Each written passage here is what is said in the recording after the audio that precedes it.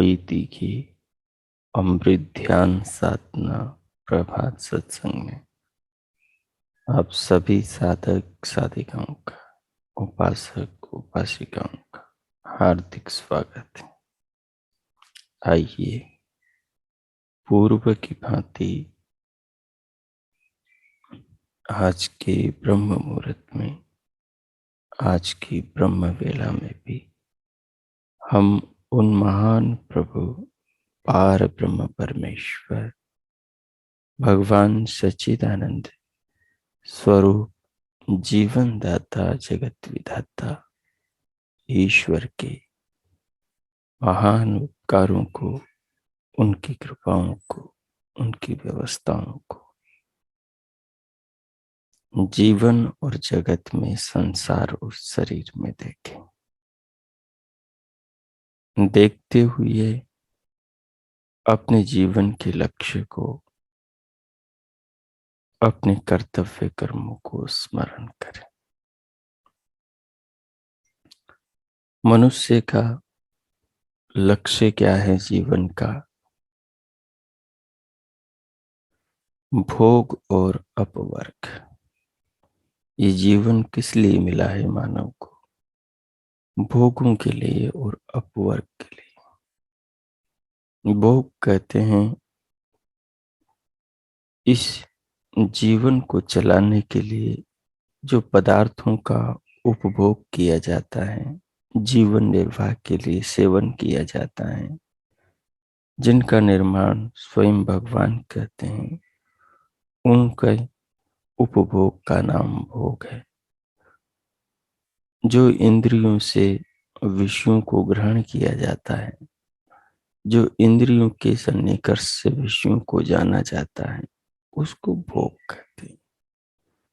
और उस भोग के द्वारा जो अपनी आत्मा को, इस विशाल विश्व को और इसके निर्माता परमेश्वर को जाना जाता है, और जान करके जो मुक्ति को, मोक्ष को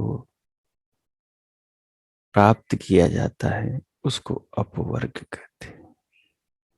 मनुष्य के जीवन का यही उद्देश्य है कि वो भोगों से अपवर्ग की ओर बढ़े, वो भोग से मुक्ति की ओर बढ़े, बंधन की ओर न बढ़े।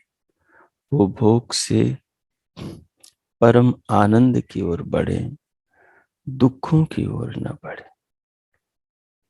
जितने दुख पीछे जीवन में आए, वो तो सब भोग लिए गए हैं, उनका कुछ नहीं हो सकता। इसलिए जो अतीत में बीत गया उसे दोबारा दोहराना नहीं चाहिए। न उन दुखों को याद करके फिर से दुखों के संस्कार बढ़ाने चाहिए और न दुखी होना चाहिए। जो वर्तमान में दुख चल रहे हैं, उनसे भी छुटकारा नहीं मिल सकता, उनको तो भोग ही रहे हैं। आदमी 10 दिन से बीमार है, तो जब तक वो स्वस्थ नहीं हो जाता तब तक उसे तो भोगेगा ही से। लेकिन जो भविष्य में आने वाले दुख है, मृत्यु का दुख है, अन्य नारकीय योनियों में जन्म लेने का दुख है, पशु पक्षियों की योनियों में, स्थावर पेड़ पौधों की योनियों में, कृमि कीट पतंगों की योनियों में जन्म लेने का जो दुख है, उन दुखों से बचने की योजना हम बना सकते हैं और उन दुखों से बचने के लिए काम कर सकते हैं। ये मनुष्य जीवन का कार्य है, मनुष्य जीवन का लक्ष्य है।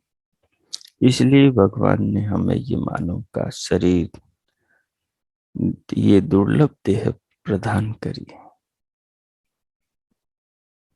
हेयम दुखम अनागतम, जो अनागत दुख हैं, जो आए नहीं है, उन दुखों से तरने का, उन दुखों से छूटने का, उन दुखों से बचने का, उन दुखों से हमेशा के लिए मुक्ति पाने का मनुष्य को प्रयत्न करना चाहिए।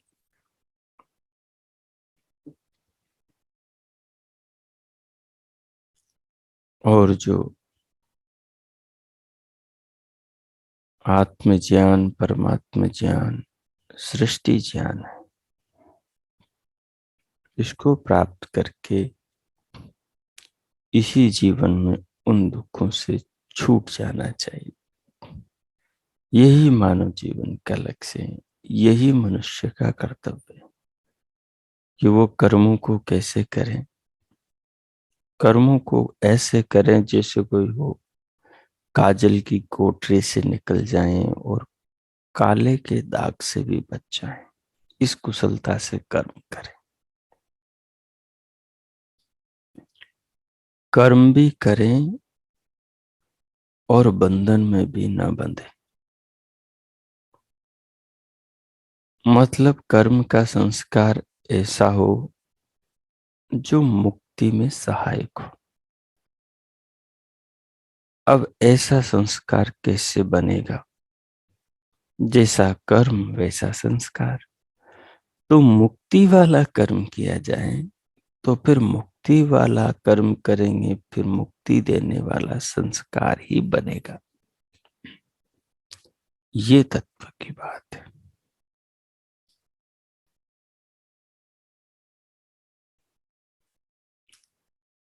धर्म, अर्थ, काम और मोक्ष जीवन को अपने पूर्वजों की तरह मुक्ति प्राप्ति के लिए,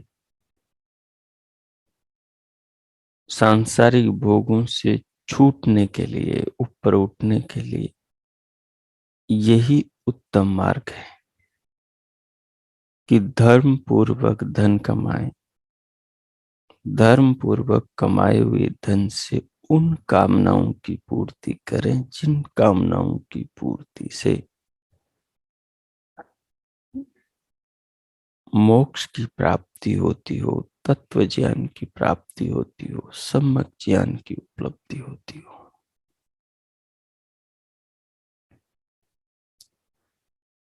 तत्व ज्ञान, सम्यक ज्ञान की प्राप्ति कैसे होती है? तो भगवान पतंजलि ने कहा कि अष्टांग योग से तत्व ज्ञान की प्राप्ति, मुक्ति की प्राप्ति, बंधनों का नाश और आत्मा, परमात्मा और प्रकृति के सब विकारों का साक्षात्कार होता है। अष्टांग योग में सबसे पहले यम और नियम आते हैं। यम और नियम का जब साधक अच्छे से पालन कर लेने लग जाता है, यम है जो उसे सामाजिक जीवन में निर्दोषी बनाते हैं।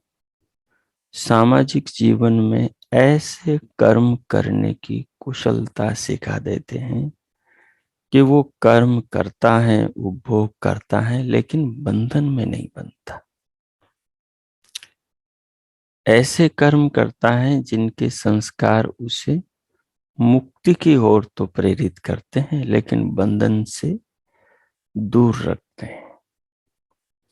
दूसरा है नियम। नियम इस प्रकार के नियम हैं जो महर्षि पतंजलि ने बनाए। वो मनुष्य के व्यक्तिगत जीवन को संवारते हैं, व्यक्तिगत जीवन को निखारते हैं, व्यक्तिगत जीवन को निर्मल, स्वच्छ, पवित्र बनाते हैं और व्यक्तिगत जीवन को दोष रहित करके परमात्मा की प्राप्ति का पात्र बना देते हैं।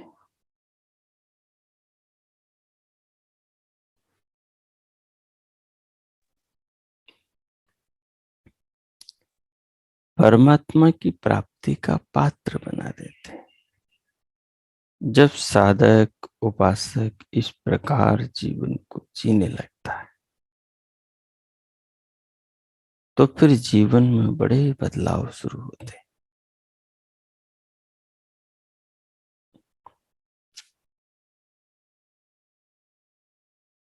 साधक फिर बाहर से, सामाजिक जीवन से और अंदर आत्मिक जीवन से कोई बुरे कर्म ऐसे नहीं करता जिससे उसका आत्मपतन हो, जिससे उसकी आध्यात्मिक उन्नति में कोई अवरोध, कोई बाधा उत्पन्न होती हो। वो निरंतर अध्यात्म की ओर आगे बढ़ने लगता है। तब उसका जीवन दोनों ओर से निश्चल, निस्तरंग, शांत हो जाता है। तब फिर वो जो योगाभ्यास करता है, आसन लगाकर बैठता है, प्राणायाम के द्वारा, श्वास के अभ्यास के द्वारा मन को शरीर में जिस विषय का साक्षात्कार, जिस वस्तु का साक्षात्कार करना हो, उस पर एकाग्रचित करता है। उस विषय को मन के द्वारा धारण करता है, धारणा लगाता है। उसके बाद उस विषय पर चिंतन करता है। धारणा के बाद में चिंतन को ध्यान बोलते हैं और वही ध्यान करते करते समाधि लग जाती है तो उस वस्तु का वास्तविक स्वरूप उसको ज्ञात हो जाता है। प्राणायाम से प्रत्याहार होता है। इंद्रियां बाहर से भीतर आ जाती। जब चित्त जिस विषय का चिंतन करता है या आत्मा चित्त के द्वारा जिस विषय का चिंतन करता है, इंद्रियां भी बाहर से भीतर अंतर्मुखी होकर बैठ जाती है। अंदर जो चलता है बस उसी में डूब जाती है। इंद्रियों को बाहर से कुछ नहीं मिलने के कारण मन में कोई उथल पुथल नहीं होती, बड़ी शांति बनी रहती। उसी बात को श्वेताश्वतर उपनिषद के ऋषि हमें समझा रहे हैं। योग वाली बात को कि योग में कैसे उपासक जाता है और कैसे उतर करके संसार रूपी नदी से पार होता है, कैसे वो भयावह नाना प्रकार के दुखों से, कष्टों से, पीड़ाओं से भरे हुए ये जो संसार की घटनाएं हैं, ये जो सब क्रमशः काल की नदी में बह रही है, इन सब से पार हो जाता है। ब्रह्म डूबे न प्रतरेत विद्वान। ब्रह्म के चिंतन की नौका में बैठ करके विद्वान जो इस रहस्य को जानता है, वो व्यक्ति प्रतरेत अच्छे प्रकार से तर जाता है संसार रूपी नदी को। उसके लिए उसे क्या करना होता है? उसके लिए उसे त्रिरुन्नतम स्थाप्य समम शरीरम, शरीर में जो तीन चीजें हैं, कमर, कटी प्रदेश और जो गर्दन है, इन तीनों को सम सीधा रखना होता है और सहज रखना होता है। रीढ़ को, मेरुदंड को सीधा रखना होता है, इसमें अकड़न जकड़न नहीं।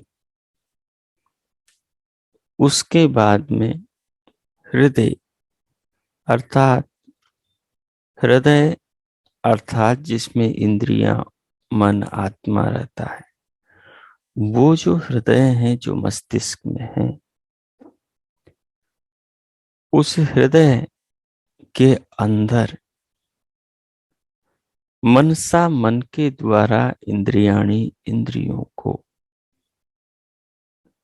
अंतर्मुखी किया जाता है। समनिवेश उसमें अंतर्मुखी करके जोड़ दिया जाता है। फिर ज्ञान के अनुसार जब चिंतन प्रारंभ किया जाता है, चित्त में, चित्त के द्वारा जब आत्मा चिंतन करता है, तो वो चिंतन कैसा करता है कि ब्रह्म की नौका में, ब्रह्म के स्वरूप, ब्रह्म के ज्ञान, ब्रह्म के भाव की नौका में बैठ जाता है। चिंतन ही भाव की नौका है और वो चिंतन से जो संस्कार बनते हैं, वही संस्कार उसके जन्म मरण के बंधनों को काटते हैं और संसार के दुखों से उसको बचा लेते हैं। संसार की नदी से उसे पार उतार देते हैं। विषयों की, वासनाओं की, दुखों की, राग द्वेष, तमाम प्रकार के दोषों की नदी से उसे पार करके मुक्ति के द्वार, परमानंद के द्वार में प्रवेश करा देते हैं। तो ये श्वेताश्वतर के द्वारा जीवन को मृत्यु से मुक्ति की ओर, बंधन से अत्यंत निवृत्ति की ओर और जड़ जगत से चेतन परमात्मा की ओर ले जाने की प्रक्रिया पद्धति। सो आई अब 10 मिनट इसी प्रक्रिया से हम ध्यान करेंगे। उसके लिए सीधे होकर बैठ जाएं। त्रिरुन्नतम स्थाप्य समम शरीरम, तीनों को सम कर लें। शरीर के तीनों जोड़ों को, कमर, कटी प्रदेश और गर्दन को, पूरी मेरुदंड को सीधा करें और सहज रखें, अकड़न जकड़न से रहित रखें। तदुपरांत दोनों हथेलियों को गोद, नेत्रों को बंद और पलकों को सहज रखें। इसके बाद में बाहर से भीतर आने वाली श्वास को अनुभव करें। श्वास को लंबा, गहरा, लयबद्ध करते। अब सब ओर से ध्यान हटकर अभी श्वास पर चला जाएगा। समस्त विचारों से, वृत्तियों से मन छूट जाएगा, श्वास से जुड़ जाएगा।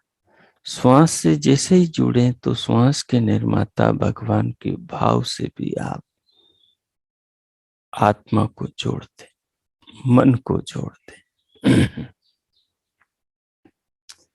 तो श्वास का निर्माता प्रभु है, जिसका नाम ओम है, जो सर्वरक्षक है।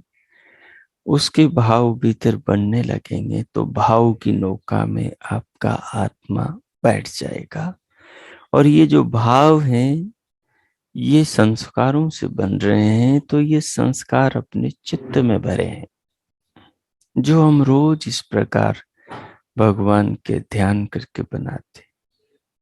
तो जैसे ही इन संस्कारों से आपका चित्त जुड़ेगा, तो बाकी इंद्रियां भी जो बाहर हैं वो सब अंतर्मुखी होकर चित्त के साथ एकाकार हो जाएंगे, अपने अपने विषय को छोड़कर अंतर्मुखी हो जाएंगी, चित्त के अनुकार हो जाएंगे। सो विषय असंप्रयोगे चित्त से स्वरूपानुकार इव इंद्रियाणाम प्रत्याहार। इस विद्या को प्रत्याहार कहते हैं। अब इंद्रियां अंतर्मुखी हो गई है। अब श्वास को धीरे धीरे अनुभव करते हुए 2-4 बार पूरे शरीर को सिर से पांव तक देह के अंग प्रत्यंगों को अनुभव करें।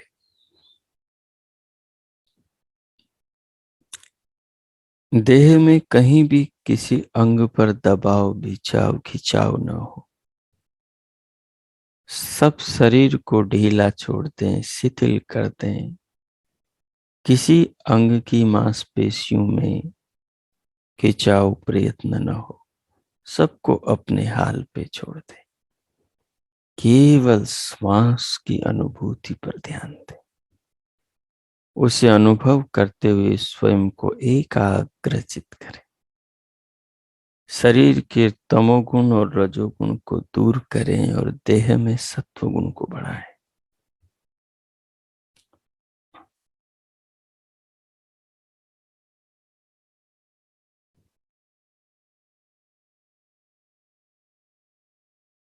श्वास को लेते हुए छोड़ते हुए धीरे धीरे मन को दोनों कानों के आकाश में लगाएं और दिव्यनाद को सुने। जैसे ही दिव्यनाद सुनाई देने लगता है, फिर मन को वहां से दिव्य प्रकाश को देखने के लिए काक तालु पर कंठ में लटके स्तन पर लगाएं। उसका स्मरण करें कि दिव्य प्रकाश का फव्वारा फूटने लगेगा। ये सब प्रभु की महिमा है। इनको देखने से भगवान के प्रति कृतज्ञता और प्रेम के ये उनके विज्ञान के भाव बनते हैं अपने चित्त में।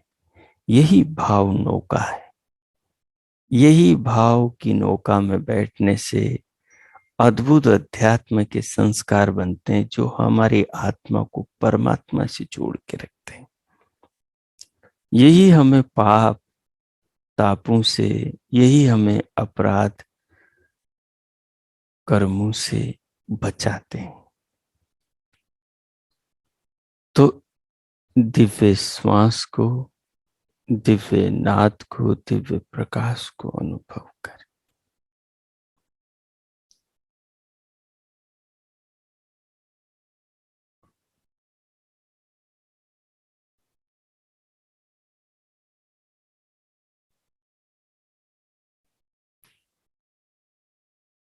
और बीच बीच में श्वास को रोक रोक कर, जब मन करें फिर छोड़ दें, फिर नया श्वास ले लें। ऐसे करते हुए श्वास को भीतर भर के रोक कर फिर मन ही मन प्रभु के ओम नाम का मानस जप प्रारंभ करें। इस जप की नौका में अपने आत्मा को बिठा दें और जैसे कल हमने चिंतन किया था प्रभु के अलग अलग नामों पर, जिससे भगवान के स्वरूप का बोध होता है, उसी प्रकार से अब आप अपनी स्मरण शक्ति के आधार पर आज जो चिंतन सुना, कल जो प्रयोग किया, उसके आधार पर स्वयं चिंतन करें। ब्रह्म भाव की नौका में अपने आत्मा को बिठाकर परमात्म चिंतन के चप्पू चलाते हुए बहुसागर संसार के तमाम दुर्गुण दोषों के पड़े संस्कारों को मिटाने, उनको नष्ट करने की शक्ति प्राप्त करें और संसार रूपी भवसागर से, नदी से पार होने के ज्ञान को, संस्कारों को अपने भीतर एकत्रित करें। अब मैं मौन होता हूँ। 7 मिनट तक आगे ये प्रयोग करें। ओम कीजिए।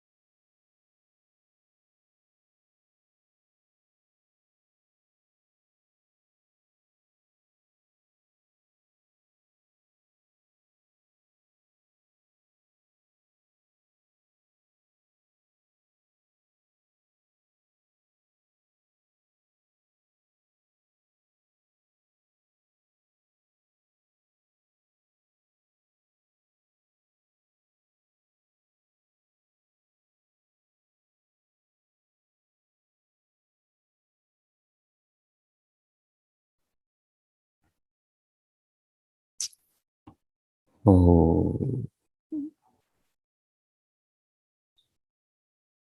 ओ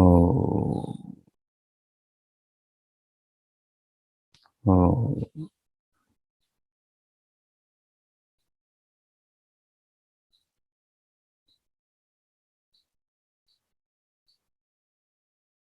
इस प्रकार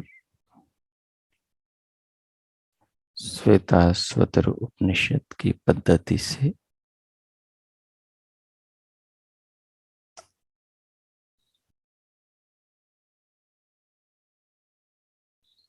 आत्मचिंतन करते हुए परमात्मा प्रभु के नाम का स्मरण करते हुए भगवान के भावों की नौका में बैठकर प्रभु के गुणों का, उनकी कृपाओं के, उनकी रचनाओं के संस्कारों से अपने चित्त को संस्कारित करते हुए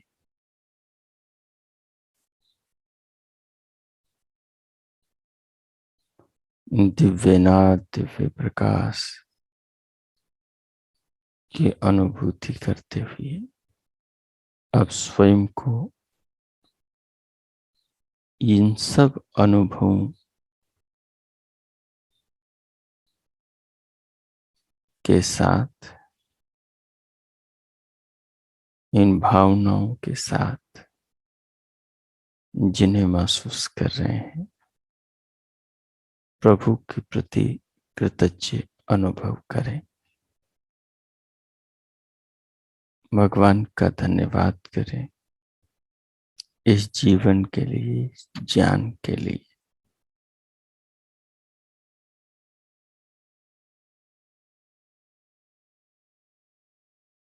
प्रभु का धन्यवाद करते हुए अब स्वयं को भीतर से बाहर लाएं।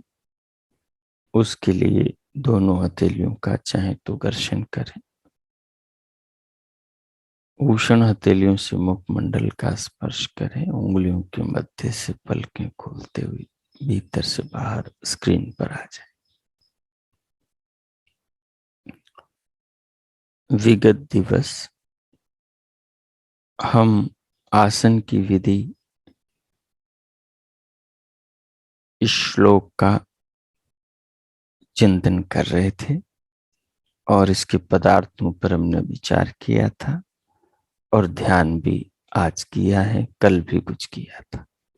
अब इसके आगे देखिए, विशेष में संसार सागर को पार करने के लिए ईश्वर के ओम नाम का जप वैसा ही सहायक होता है जैसा कि किसी नदी नाले को पार करने के लिए नाव का उपयोग सहायक होता है। तो कुछ यहाँ गीतिकाएं हैं।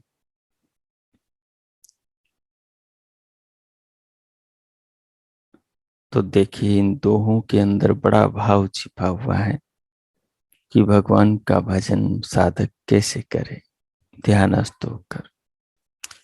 यह मोह माया तापमय, जो संसार में मोह माया है, राग द्वेष है, छल कपट है, लालच है, सारे की सारी चीजें, यह मोह माया तापमय, तरना जिसे संसार हो, जो इस मोह माया में डूबा है, डूबे हुओं में जिसे संसार को तरना हो, वो क्या करे? बैठे प्रणव जप नाव में, प्रणव की, परमात्मा के नाम की जप रूपी नाव में वो बैठ जाए। सुख से सहज में पार हो, वो सुख पूर्वक सहज में संसार रूपी भवसागर से पार हो सकता है, हो जाएगा। ओम यह ओम अक्षर ईश का शुभ नाम है, गुणग्राम है। ये जो ओम है, ये अक्षर कभी नष्ट नहीं होता। इसका संबंध ईश्वर के साथ में अनादि है, सदा से है। और ये अक्षर ईश्वर का शुभ नाम है, मंगलमय नाम है। कल्याणकारी नाम है और ये गुणों का ग्राम है। गांव होता है, ऐसे ये गुणों का ग्राम है, ये गुणों से भरा हुआ है। महर्षि दयानंद कहते हैं, प्रभु का ओम नाम तो प्रभु के अनंत नामों का केंद्र है। अर्थात इस एक ओम नाम में सारे परमात्मा के नाम आ जाते हैं। तो जो इस मूल की सेवा करता है, इसका भजन करता है, इसका सेवन करता है, तो परमात्मा के गुणों को जानता जाता है। ज्यों ज्यों भगवान के गुणों को जानता है, उनके गुण ग्राम में प्रवेश करता है, त्यों त्यों उसके अंदर भी परमात्मा के गुण आने लगते हैं। उसके चित्त में भी वैसे संस्कार बनने लगते हैं और जीवन फिर साधक का परिवर्तित होने लगता है। धर्म, अर्थ, काम और मोक्ष का दाता है, सुख धाम है कौन? परमात्मा का ओम नाम का स्मरण। सर्वज्ञ को सर्वेश को, सर्वज्ञ ईश्वर सर्वज्ञ सब कुछ जानता है। सर्वेश यानी सबका ईश, सारी दुनिया का, सब पदार्थों का भगवान स्वामी है।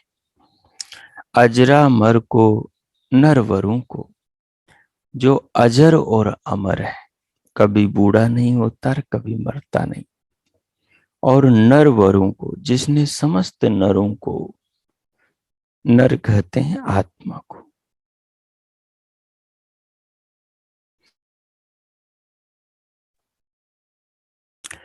जो शरीरों में रहते हैं, उन समस्त आत्माओं को नर कहते हैं। तो उन सब को परमात्मा ने वर रखा है, सबका वर्ण भगवान ने कर रखा है, तभी तो हम सब जीवन को जी पा रहे हैं। लेकिन जब भक्त भगवान का वर्ण कर लेता है तो फिर वो संसार के दुखों से तर जाता है, मृत्यु आदि दुखों से तर जाता है। करे निश दिन यानी दिन रात, जपो हर दम भजो, हर दम भजो, हर समय भजो, उसका जाप करो, तन मन व धन अर्पण करो। और तन, मन और धन भगवान को अर्पण करो। भगवान तो लेते नहीं। यदि आप उनको ये कहोगे मेरा सब धन आपका, मेरा मन आपका, मेरा तन आपका, तो आपके रुपयों में से तो 1 रुपया भी कम नहीं होगा। लेकिन आपके अर्थ में सुचिता आ जाएगी। अगर आप परमात्मा को तन अर्पण करते हो तो आपका तन, आपका शरीर परमात्मा की राह पर चल पड़ेगा। मन अर्पण करते हो तो परमात्मा के गुणों में, परमात्मा के चिंतन में, परमात्मा के आदेशों में, परमात्मा के वेद वेद निर्देशों में आपका मन लग जाएगा। मन उनके अनुसार सोचने लगेगा, बुराई से बच जाएगा। और धन यदि भगवान को अर्पण करते हो तो लोक कल्याण में सदुपयोग होने लगेगा। तो जो भी प्रभु को अर्पण करोगे वो चीज सफल हो जाएगी। वो आपको मुक्ति, सुख, आनंद, दुखों से निवृत्ति के लिए आपके जीवन में काम आने लगेगी। ये गुर है यहाँ पर। फिर आगे कह रहे हैं, ईश्वर के सम्यक ज्ञान से, इस ओम जप विज्ञान से, ईश्वर के सम्यक वास्तविक ज्ञान से, इस ओम के जाप करने से, मिले विज्ञान से यानी हुए विशेष ज्ञान से, मिट जाएंगे संताप सब, जीवन के सब संताप मिट जाएंगे। और विनसेंगे यानी निकल जाएंगे, नष्ट हो जाएंगे, पाप कलाप सब, सारे पाप संताप नष्ट हो जाएंगे। इसलिए कहा, प्रभु भक्त शुभ समुदाय का, प्रभु भक्त शुभ समुदाय का जीवन सफल हो जाएगा। जो प्रभु का भक्त है और वैसे भक्तों का जो समुदाय है, उन सब का जीवन सफल हो जाएगा। इसलिए जब ओम नाम ललाम का शुभ संपदा बरसाएगा, उस भगवान को सिरोधार्य करके सबसे ऊपर रखे, उसके नाम का जप करने से सुख संपदा बरसाएगा। वो परमात्मा जो उसकी राह पर चलेगा, उसको वो वैसा फल प्रदान करेगा। तज कर अजा को ले लिया, जिसने सहारा ओम का। तजकर अजा, अजा यानी प्रकृति, जो प्रकृति के भोगों में, प्रकृति के संग्रह में, सांसारिक वैभवों के पीछे ही रात दिन नहीं भाग रहा है, जो अजा के आकर्षण में नहीं उलझा है, जिसने अजा को छोड़कर ओम को, परमात्मा को वर लिया है, उसके लिए करें। तजकर अजा को ले लिया, जिसने सहारा ओम का। जो मनसा वाचा कर्मणा है भक्त प्यारा ओम का, वह अमर पद को पाएगा, भव सिंधु से तर जाएगा। ईश्वर विमुख समुदाय का जीवन विफल हो जाएगा। जो भगवान के सन्मुख है, जो भगवान से जुड़ा है, वो तो अमर पद को पाएगा और भव सिंधु से, संसार सागर से तर जाएगा। और ईश्वर विमुख समुदाय का, जो ईश्वर के विरुद्ध विमुख समुदाय, यानी ईश्वर को नहीं मानने, जानने, उसके अनुसार नहीं चलने, उसको नहीं सुनने पढ़ने वाले लोग हैं, उनका जीवन विफल हो जाएगा। वो पाप ताप अपराध करके नरकों में डूब जाएंगे। फिर आगे कहा, निज रूप को पहचान लो, निज लक्ष्य को भी जान लो, मोह बंधनों को तोड़ दो, अभिमान करना छोड़ दो। ये वेदादेश है। यहाँ इस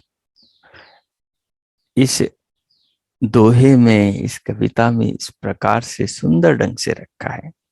सुख संपदा संसार की, घटने न पाए देखना, संबंध प्यारे ओम से, हटने न पाए रे मना।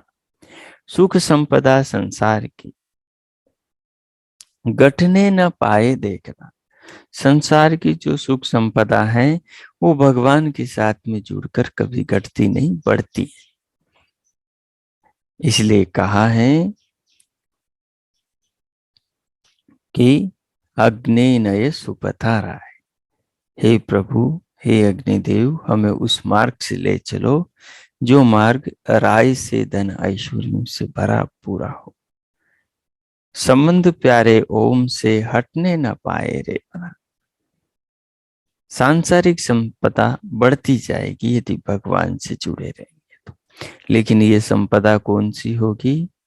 वो संपदा होगी जो संपदा आपको सच्चा सुख दे और मृत्यु के बाद में भी आपके साथ में जाए। वो संपदा संस्कार है, वो संपदा अच्छे भाव, अच्छे विचार, अच्छे संस्कार हैं, जो अच्छा जीवन से जीने से हमारे भीतर बनेंगे। तो बहुत से विचारकों ने इस संसार को नदी या सागर के रूप में ही देखा है और दर्शाया है कि योग साधन, नाम जप, ईश्वर आराधन आदि उपायों से ही इस संसार सागर अथवा मानव जीवन महानद को, यानी महान सागर को, नदी को, नालों को पार किया जा सकता है। इसी भाव का निर्दर्शक एक प्रसिद्ध श्लोक आगे ये दे रहे हैं, इसको हम कल पढ़ेंगे। आज के पाठ को इतना ही रखते हैं। अब 1 मिनट के लिए, 2 मिनट के लिए ध्यानस्थ हो जाएं, आंखें बंद कर लें। जो सुना है उसको मन में उभारें, उसको अपने चित्त पटल पे लाएं, उसके भाव को, और भगवान का धन्यवाद करें इस जीवन के लिए।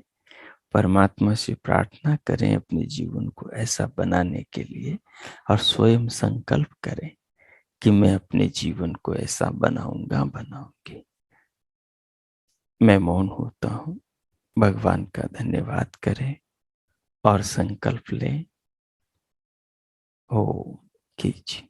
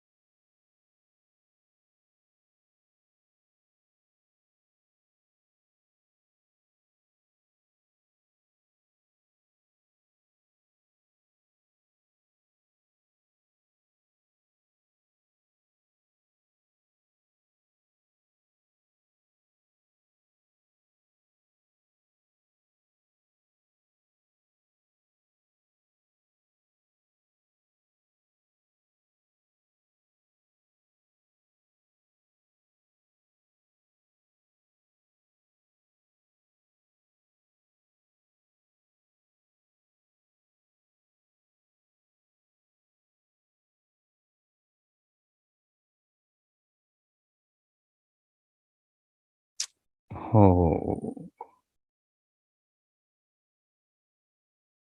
हो इस प्रकार भगवान का धन्यवाद करते हुए इस जीवन के लिए, ज्ञान के लिए और जीवन के निर्माण का संकल्प करते हुए अब हम शांति पाठ करेंगे प्रभु भाव के साथ।